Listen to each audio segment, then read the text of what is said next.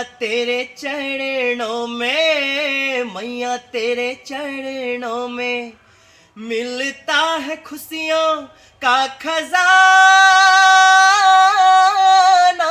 मिलता है खुशियों का खजाना, मिलता है खुशियों का खजाना।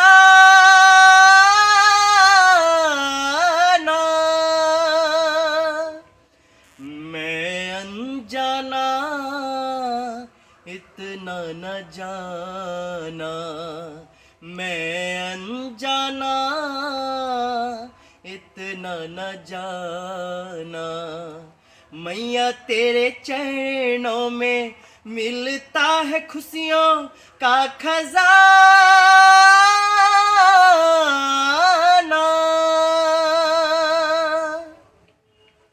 प्रणाम सपोटे के, हम छी प्रकाश झा और हम आबि रहल छी A block park sector 15-16 dividing road नज़दीकी पेट्रोल पंप रोहिणी दिल्ली में।